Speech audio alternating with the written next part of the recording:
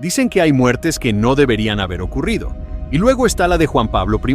un papa que solo gobernó 33 días antes de aparecer muerto en su habitación, en el corazón del Vaticano. No hubo autopsia. Las versiones oficiales cambiaron varias veces, y las personas que podían explicar lo ocurrido murieron después.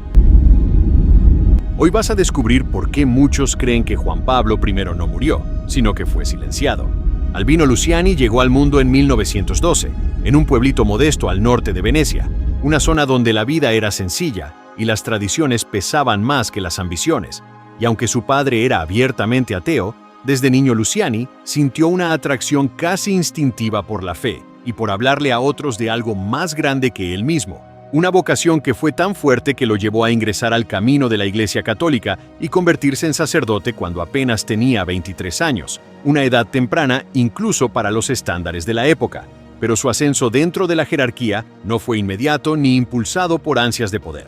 ya que tuvieron que pasar otros 23 años para que finalmente fuera nombrado obispo. Algo que ocurrió cuando tenía 46, ligeramente antes de lo habitual, y fue precisamente durante esos años intermedios donde se ganó algo mucho más valioso que un cargo: el cariño genuino de la gente común. Porque mientras otros clérigos se movían entre cenas elegantes y contactos influyentes, Luciani prefería recorrer pueblos en bicicleta, aparecer sin avisar en hospitales, sentarse a escuchar problemas ajenos sin mirar el reloj y tratar a todos como iguales. Lejos de la imagen del sacerdote distante que se cree importante porque un pequeño grupo lo admira, él realmente olía a pueblo, a calle, a humanidad. Y ese estilo sencillo fue lo que marcó su identidad, aunque también lo llevó a chocar, inevitablemente, con estructuras mucho más oscuras. Y el primer golpe serio llegó en 1971 cuando, sin consultarlo, el Banco Vaticano decidió vender la Banca Católica del Veneto, una institución que operaba en su región y funcionaba como un apoyo solidario para sacerdotes locales.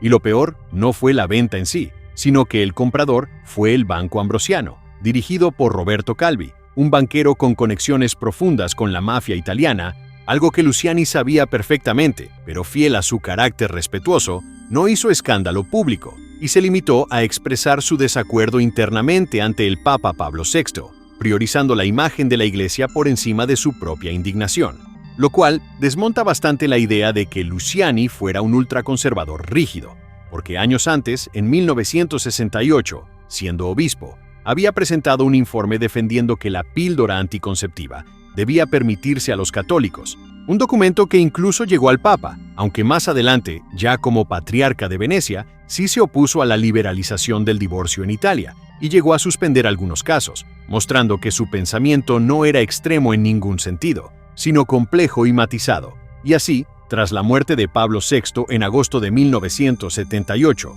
los cardenales eligieron a Albino Luciani como nuevo papa, quien tomó el nombre de Juan Pablo I en honor a sus dos predecesores, aunque contra todo pronóstico, él no celebró su elección, la vivió con incomodidad, rechazó la coronación con la tiara papal, se negó a usar la silla gestatoria y dejó claro desde el primer día que no quería lujos ni trato especial. Y paradójicamente, fue esa humildad la que terminó colocándolo justo en el centro de un sistema profundamente corrupto. Un auténtico nido de víboras que llevaba años pudriendo a la Iglesia desde dentro, algo que solo puede entenderse si miramos el contexto brutal de la Italia de los años 70, una época marcada por atentados, asesinatos políticos, secuestros, drogas y caos, donde el Vaticano se convirtió en el escenario perfecto para lavar dinero, protegido por su estatus de Estado soberano, sin impuestos y sin auditorías, una lavadora espiritual donde el dinero entraba sucio y salía bendecido. Y aunque había gente corrupta involucrada, también existían figuras que de verdad querían hacer el bien, y Juan Pablo I era una de ellas, atrapado en medio de un sistema que no estaba preparado para alguien como él. El epicentro de todo ese desorden financiero tenía nombre y apellido, y era el obispo Paul Marcinkus, presidente del Banco Vaticano, un personaje tan peculiar como inquietante, porque lo más irónico de su historia es que no tenía la menor idea de cómo funcionaban las finanzas. Él mismo reconocía que su única experiencia bancaria había sido recoger limosnas los domingos, y aún así estaba a cargo de miles de millones de dólares. Quizá porque Marcinkus compensaba su ignorancia técnica con una combinación peligrosa de contactos, lealtades y una presencia física intimidante, medía casi 2 metros. Era corpulento y por eso le decían el gorila. Había sido guardaespaldas y traductor del Papa Pablo VI durante sus viajes, y esa cercanía fue la que le abrió las puertas para convertirse en director del Banco Vaticano en 1971. Pero detrás de él se movía una sombra aún más densa, la de Michele Sindona, un banquero siciliano que lavaba dinero para la mafia, en particular para familias que operaban tanto en Palermo como en Nueva York, y que gracias al tráfico de heroína logró construir un imperio empresarial que terminó entrelazándose con los negocios del Vaticano. Su relación con la cúpula eclesiástica venía de lejos, desde 1959, cuando donó una fuerte suma de dinero al entonces arzobispo de Milán, quien más tarde sería el Papa Pablo VI.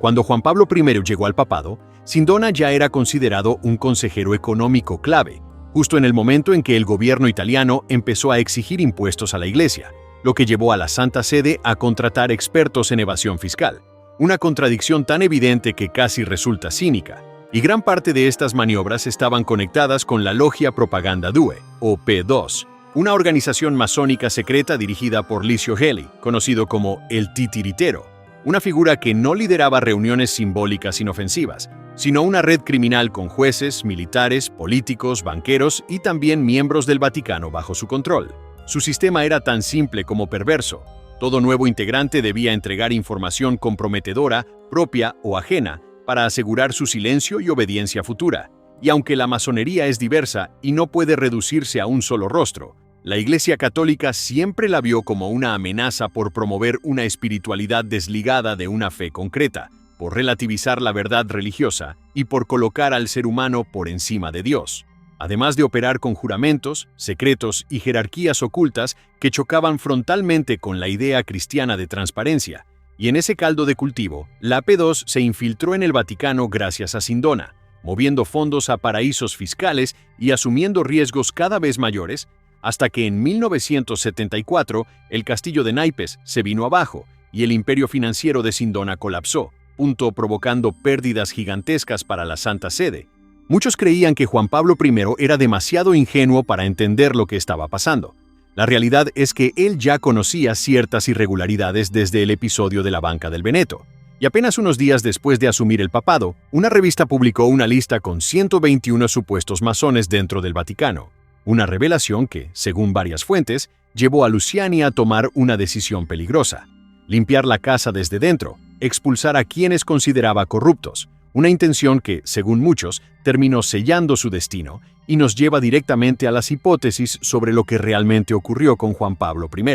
La versión oficial sostuvo desde el inicio que Juan Pablo I murió tranquilamente en su cama alrededor de las 5:20 de la mañana, a los 65 años, víctima de un infarto, y que horas antes se había quejado de un dolor en el pecho sin llegar a llamar a un médico, siendo encontrado por la hermana Vicenza cuando notó que no había tomado su café. Pero desde ese mismo momento comenzaron a aparecer grietas en la historia, porque primero el Vaticano afirmó que quien descubrió el cuerpo fue el padre John Magee, luego corrigieron diciendo que fue la hermana, después aseguraron que el Papa estaba leyendo la imitación de Cristo cuando murió, aunque más tarde se supo que los papeles que tenía eran documentos de trabajo, posiblemente relacionados con la lista de masones infiltrados, y todo se volvió aún más extraño cuando el cardenal Villot, la primera figura de alto rango en llegar a la habitación, ordenó embalsamar el cuerpo de inmediato, violando la ley italiana que exigía esperar 24 horas, confiscó medicamentos, lentes y notas, y decretó un silencio absoluto.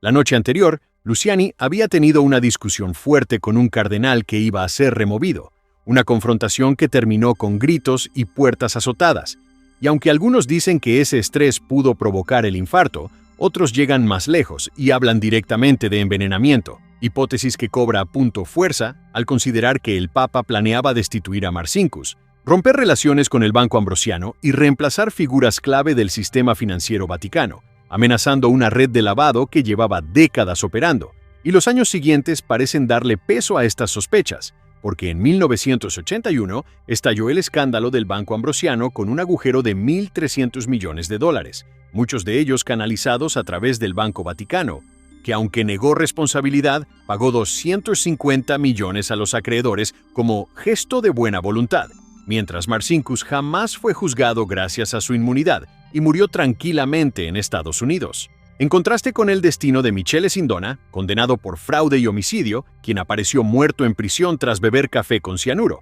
oficialmente un suicidio que pocos creen, y el final aún más simbólico de Roberto Calvi, encontrado colgado bajo el puente Blackfriars en Londres con ladrillos en los bolsillos y dinero de varias monedas encima, una escena que muchos interpretaron como un mensaje mafioso, sumado al asesinato del periodista que había publicado la lista de masones, y a las conexiones inquietantes con el tercer secreto de Fátima y con el Padrino Tercero, donde un papa reformista muere envenenado, todo termina formando un mosaico perturbador. Y aunque nunca se probó oficialmente que Juan Pablo I fue asesinado, lo cierto es que su muerte sigue rodeada de silencios, contradicciones y coincidencias demasiado incómodas, dejando la sensación de que quizá fue el precio que pagó un hombre honesto por intentar limpiar un sistema que no estaba dispuesto a ser limpiado. Juan Pablo I fue papa durante solo 33 días, pero ese corto periodo bastó para convertir su historia en uno de los mayores enigmas del Vaticano. Murió justo cuando comenzaba a incomodar a los más poderosos, cuando sus decisiones empezaban a sacudir estructuras internas que llevaban décadas intactas. O tal vez fue el precio de acercarse demasiado a verdades que no debían salir a la luz. El Vaticano cerró el caso, pero el misterio quedó abierto, porque hay muertes que no traen cierre, sino preguntas. Y la del Papa de la Sonrisa sigue siendo una herida silenciosa en la historia de la Iglesia. Al final, la duda permanece. ¿Fue simplemente un papa que murió demasiado pronto? ¿O un papa que no debía seguir vivo?